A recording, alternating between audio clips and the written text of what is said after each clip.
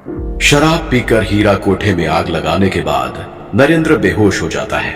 उसे पता चलता है कि वो स्वर्ग का एक देवता है जिसका अमृत कलश चुरा लिया गया था। नरेंद्र होश में आता है तो पाता है कि कोठे के मालिक हीरा लाल ने उसके ससुर को बंधक बना लिया है। वो ससुर को तभी छोड़ेगा जब नरेंद्र उसके नुकसान की भरपाई कर देगा। नरेंद्र को एक और झटका तब लगता है जब लड़कों के समूह का नेता शेर सिंह उसकी बीवी रेवती पर घटिया हथियार बेचने का आरोप लगाता है। शेर सिंह की कटार अभी भी रेवती की गर्दन के पास मजबूती से जमी हुई थी। ठीक है, नहीं मारता मैं आप किसी को। तुम लोगों को मुझे जितना मारना है मार लो, लेकिन मेरी बीवी को छोड़ दो। नरेंद्र की आवाज से सारी होशियारी गायब हो चुकी थी। वो शेर सिंह के सामने गिड़गिड़ा रहा था। तलवार फेंक जमीन पे। शेर सिंह नरेंद्र पर गरजा। नरेंद्र तुरंत तलवार रखने के लिए जमीन की ओर झुका। ये लो, रख दी तलवार जमीन पर। नरेंद्र ने ऐसा कहा तो लेकिन किया नहीं। उसने जिंदगी का सबसे बड़ा जोखिम लेते हुए तलवार शेर सिंह की ओर फेंक दी। निशाना इतना सटीक था कि तलवार की मूठ शेर सिंह के हाथ पे जाके लगी। होशियारी दिखाता है हरामखोर। शेर सिंह की कटार उछल के दूर जाके गिरी। इस लड़की के लिए तो मेरे हाथ ही काफी है। गला दबा के ही इसकी जान निकाल लूंगा मैं। शेर सिंह रेवती की ओर लपका। अच्छा, और मैं गला दबा भी लूंगी ना। रेवती को शेर सिंह की बात पर हंसी आ रही थी। रेवती ने घूमकर शेर सिंह की छाती पर जैसे ही लात मारी, वो जमीन पे पड़ी अपनी कटार के बगल में जाके गिरा। एक और दे रख के। नरेंद्र अपनी पत्नी का उत्साह बढ़ाने में इतना मशगूल हो गया कि उसे ये देखने का होश ही नहीं रहा कि उसके पीछे जमीन पर पड़े शेर सिंह के लड़के एक एक करके उठ रहे थे। वे नरेंद्र के चारों ओर एक घेरा बना रहे थे। चारों तरफ से पकड़ के इसका मुंह जमीन पर लगा दो। देखना इस साले को एक भी उंगली घुमाने की आजादी ना मिले। शेर सिंह के लड़ाके नरेंद्र के हाथों मिली पिटाई को भूले नहीं थे।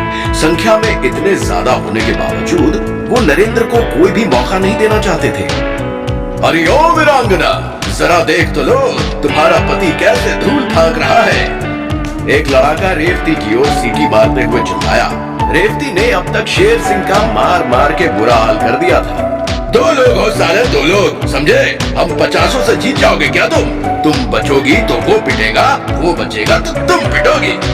शेर सिंह की जान में जान आई और वो लपक कर अपने पैरों पर खड़ा हो गया। शोरगुल सुनकर बाजार में तमाशाइयों की भीड़ जमा हो चुकी थी।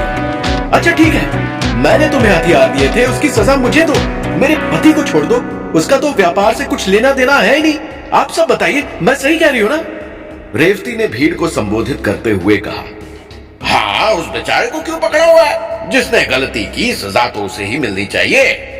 शेर सिंह को एहसास हो गया कि रेवती ने चतुराई से जन समर्थन अपने पक्ष में कर लिया है। उसने अगर नरेंद्र को नहीं छोड़ा तो भीड़ भड़क भी सकती है। छोड़ दो उसे, जाने दो। शेर सिंह अनमने ढंग से अपने लड़कों से बोला। नरेंद्र आजाद हो गया था। अच्छा, तो वो कटार भी हमारे कारखाने से ले गए थे क्या?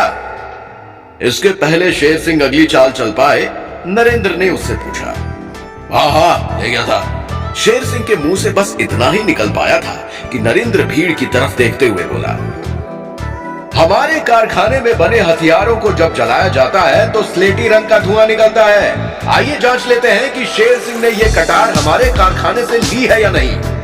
नरेंद्र कटार को शेर सिंह से छीनकर उसे आग में तापने लगा। लोग टकटकी लगाकर कटार की ओर देख रहे थे। सबकी आंखों में एक ही सवाल था, धुआं स्लेटी रंग का निकलेगा या नहीं।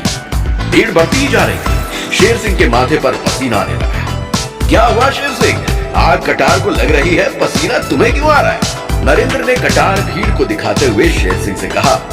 कटार से धुत काले रंग का धुआं निकल रहा था। शेर सिंह का झूठ पकड़ा गया था। उसके सब लड़के एक एक करके 9, 2, 11 हो गए। नरेंद्र और रेवती अकेले पहुंच चुके शेर सिंह के पास। किसने भेजा है तुझे? हाँ, किसने? नरेंद्र ने शेर सिंह से पूछा। चौहान ने, महेश चौहान ने, तुम लोगों को बदनाम करने के लिए। शेर सिंह की आवाज चूहों जैसी हो चुकी थी। अच्छा, तो चीख के बताना सबको। रेवती चीखी तो एक बार को तो नरेंद्र भी चौंक गया। तुम्हें कैसे पता चला कि हथियारों को जलाने से स्लेटी धुआं निकलता है? कभी कारखाने तो आते नहीं। कारखाने से सीधा हीरा कोठे जाते वक्त रेवती ने नरेंद्र से पूछा, वो क्या है ना कि सारा ज्ञान हमसे ही निकलता है, हम देवता जो है।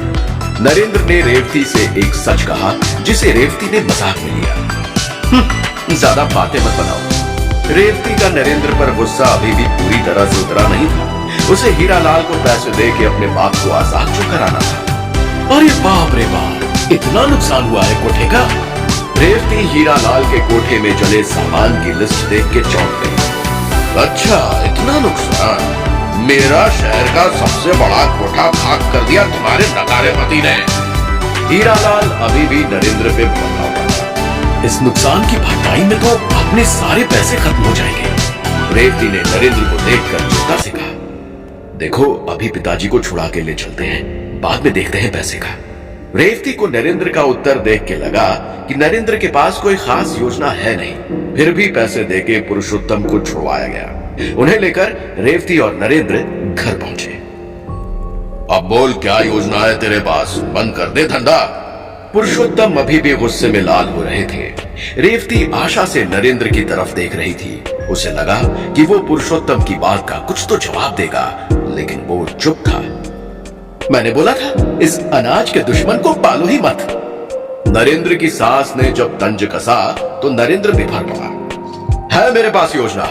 अब सेना के हथियारों का कॉन्ट्रैक्ट ही हमारे व्यापार को ठप होने से बचा सकता है। अगर हमें कॉन्ट्रैक्ट चाहिए तो हमें अपने शस्त्रों की गुणवत्ता बढ़ानी होगी, और अगर गुणवत्ता बढ़ानी है तो हमें चाहिए बेहतर कच्चा माल।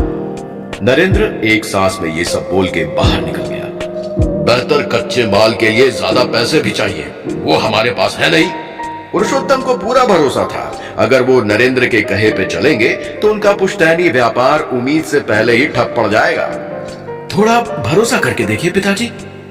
रेवती को नरेंद्र पर थोड़ा सा भरोसा था। नरेंद्र ने सबसे पहले भारी कर्जा लेते हुए शस्त्रों के लिए बेहतर कच्चा माल खरीदा। उसके सास ससुर ने जैसे ही ये सुना, वो लगभग मान गए कि वे जल्द ही सड़क पर आने वाले हैं। तुम कितने दिनों से काम कर रहे हो शस्त्र बनाने का? नरेंद्र ने कारखाने में बचे कुछ कारीगरों में से एक सत्तू से पूछा। मुझे तो 1 साल भी नहीं हुआ है, सत्तू ने सकुचाते हुए जवाब दिया। दुख की बात यह थी कि बचे हुए सभी कारीगरों में सत्तू सबसे वरिष्ठ था। बाकी सभी को चौहान तोड़ ले गया था। आज से तुम इस कारखाने के मुख्य कारीगर हो। हम नए माल से शस्त्र बनाना शुरू करेंगे। माल को हम ज्यादा देर तक आग में पकाएंगे ताकि शस्त्र मजबूत बने।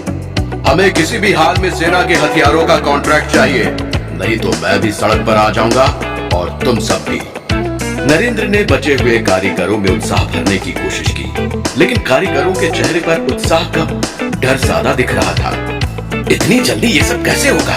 सेना के हथियारों के कॉन्ट्रैक्ट की नीलामी तो कुछ ही दिनों में होने वाली है। अभी अभी मुख्य कारीगर नियुक्त किए गए सत्तू के मुंह से अचानक ही निकल गया, सब होगा, सब होगा। दम दिखाओ तो सब होगा। काम पे लग जाओ तुरंत, समय कम जो है। नरेंद्र और उसके कारीगरों को यह पक्का करना था कि कहीं ऐसा ना हो कि हथियारों की गुणवत्ता की वजह से उन्हें कॉन्ट्रैक्ट की नीलामी की प्रक्रिया में भाग ही लेने का मौका ना मिले। फिलहाल ऐसा होने की संभावना 101% लग रही है।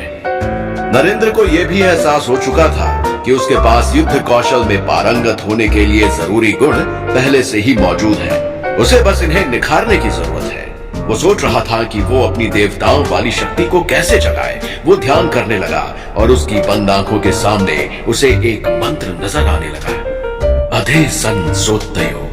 ये पक्का कोई विशेष मंत्र है, लेकिन ये मंत्र किसी विदेशी भाषा में है। किससे पूछूं इसका मतलब? मंत्र ने न जाने क्यों नरेंद्र के मन में हलचल मचा दी थी। उसे पता था कि इस गुत्थी का जवाब केवल ब्रह्मानंद केंद्र के विद्वान ही दे सकते हैं, लेकिन उसे अब ब्रह्मानंद योग तथा आयुर्वेद केंद्र में प्रवेश नहीं मिलेगा। ब्रह्मानंद केंद्र जम्बू राज्य में एक ऐसी जगह थी जहां युवकों को युद्ध कला और आयुर्वेद में पारंगत किया जाता था ताकि वो राज्य की सेना में भर्ती हो सके।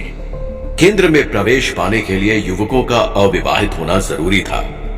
कोशिश करने में क्या ही हर्ज है, ऐसा सोचकर नरेंद्र ब्रह्मानंद केंद्र में पहुंचा। सुनिए, मुझे केंद्र के आयुर्वेदाचार्य से मिलना है। नरेंद्र ने केंद्र के प्रांगण में अभ्यास करते हुए नवयुवक से पूछा। तुम्हें नहीं पता क्या कि केंद्र में शादीशुदा लोगों का प्रवेश वर्जित है? केंद्र के अंदर कदम रखने की हिम्मत कैसे हुई तुम्हारी? देखते देखते नवयुवकों की भीड़ नरेंद्र के सामने जमा हो गई। अरे शादीशुदा तो यह है ही, साथ में बहुत ही गिरा हुआ इंसान भी है। यही है जो अपनी सुहागरात के दिन कोठे पे पकड़ा गया था। हाँ हाँ, मैंने भी सुना था। अरे भगाओ इसको, भगाओ यहां से।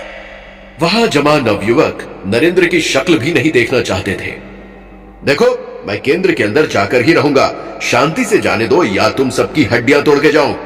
नरेंद्र ने नवयुवकों को खुली चुनौती दी। अरे तू हड्डियां तोड़ेगा? जाके पलंग तोड़ कहीं पे। एक नवयुवक नरेंद्र का मजाक उड़ाते हुए बोला। नवयुवक की हंसी तब अचानक से गायब हो गई जब नरेंद्र ने 2 हाथों से केंद्र में प्रशिक्षण ले रहे 4 योद्धाओं को जमीन पर पटक दिया। तो अब जाओ अंदर ना? नरेंद्र ने इस बार पूछा तो कोई नवयुवक कुछ नहीं बोला। सब चुपचाप पीछे हट गए। नरेंद्र आयुर्वेदाचार्य के कमरे में पहुंचा तो उसे पता चला कि आयुर्वेदाचार्य राज्य से बाहर गए हुए हैं। लेकिन नरेंद्र को निराशा नहीं हुई, क्योंकि उसे पता था कि उसकी मेहनत व्यर्थ नहीं गई है। जब वो अगली बार केंद्र आएगा तो उसका रास्ता रोकने के लिए कोई खड़ा नहीं होगा। लेकिन अभी भी अथे संसो तयो मंत्र उसके मन में चक्कर लगाए जा रहा था। आखिर मतलब क्या है इस मंत्र का? आज हथियारों का प्रदर्शन होना था और सब लोग अपने हथियार और योद्धाओं के साथ राजमहल आए हुए थे। उस योद्धा का नाम बताओ जो तुम्हारे कारखाने में बने हथियारों का प्रदर्शन करेगा। रजिस्ट्रेशन करने वाले अधिकारी ने नरेंद्र और रेवती से पूछा। योद्धा तो कोई तैयार नहीं हुआ हमारी तरफ से हथियारों का प्रदर्शन करने के लिए। रेवती ने हिचकते हुए पंजीकरण अधिकारी से कहा। तो क्या करने आए हो सेना के हथियारों के कॉन्ट्रैक्ट की नीलामी में? भागो यहां से। अधिकारी ने उसे डपटते हुए कहा। सेना के हथियारों के कॉन्ट्रैक्ट की नीलामी का दिन आ चुका था। सभी हथियार बनाने वाले परिवार अपने साथ योद्धाओं को लेकर आए थे जो उनके हथियारों का प्रदर्शन करने वाले थे। कॉन्ट्रैक्ट नीलामी की प्रक्रिया सीधी तो थी, लेकिन साथ ही खतरनाक भी थी। योद्धाओं को अपने कारखानों में बने हथियारों का उपयोग करते हुए लड़ना होता था, जिसमें योद्धाओं की मौत का भी खतरा बना रहता था। अंत में जिस परिवार का योद्धा जीतता था उसे ही सेना के हथियारों का कॉन्ट्रैक्ट दिया जाता था। तभी कोई योद्धा हमारी तरफ से लड़ने के लिए तैयार नहीं हुआ। उन्हें लगता है कि अगर हमारे हथियारों से लड़ेंगे तो निश्चित ही मारे जाएंगे, जो कि शायद सच भी है। रेवती का चेहरा बुझ चुका था। कोई भी योद्धा सिंघल कारखाने में बने घटिया हथियारों से लड़ना नहीं चाहता था। योद्धा का नाम लिखिए। नरेंद्र। नरेंद्र ने अधिकारी के पास जाकर रौब से बोला। अच्छा, तो तुम खुद लड़ोगे? वाह, सोच लो, अगर अखाड़े में मारे गए ना तो हमारी कोई जिम्मेदारी नहीं होगी। पंजीकरण अधिकारी नरेंद्र को चेतावनी देते हुए बोला। नियम पता है मुझे, नाम लिखिए आप। नरेंद्र की आवाज में लेश मात्र भी कंपन नहीं था। ये क्या बेवकूफी की तुमने? तुम्हें क्या लगता है कि तुम्हें शस्त्र बनाने आ गए हैं तो उन्हें चलाना भी आ गया है? रेवती नरेंद्र के इस कदम पर बहुत खफा थी। उसे लग रहा था कि नरेंद्र सीधा मौत के मुंह में जा रहा है। चिंता मत करो, सब ठीक है। नरेंद्र अपने कारखाने में बनी तलवार लेकर अखाड़े में जैसे ही उतरा, वैसे ही वहां बैठे लोगों की हंसी छूट गई। अपनी जान की नीलामी करने आया है क्या? मजाक उड़ाने वालों में महेश चौहान सबसे आगे था, जिसके परिवार को हथियारों का कॉन्ट्रैक्ट मिलना तय था। खैर, अखाड़े में तलवारबाजी शुरू हुई और नरेंद्र का सामना कर रहे योद्धा ने ऐसा वार किया कि नरेंद्र की तलवार एक ही झटके में दूर जाके गिरी। अब नरेंद्र अखाड़े में निहत्था था। नियमों के मुताबिक अगर योद्धा चाहे तो नरेंद्र की हत्या भी कर सकता था। नरेंद्र ने योद्धा की आंखों में झांका। वो योद्धा के इरादे भांपना चाह रहा था। योद्धा की आंखों में मौत की हवस थी। वो तेज कदमों से निहत्थे नरेंद्र की ओर बढ़ने लगा। नहीं! चीखते हुए रेवती ने अपनी आंखें बंद कर ली। उसके अंदर सामने घट रहे मंजर को देखने की हिम्मत नहीं थी। क्या योद्धा नरेंद्र का सिर धड़ से अलग कर देगा? आखिर उस मंत्र का अर्थ क्या है? जानने के लिए सुन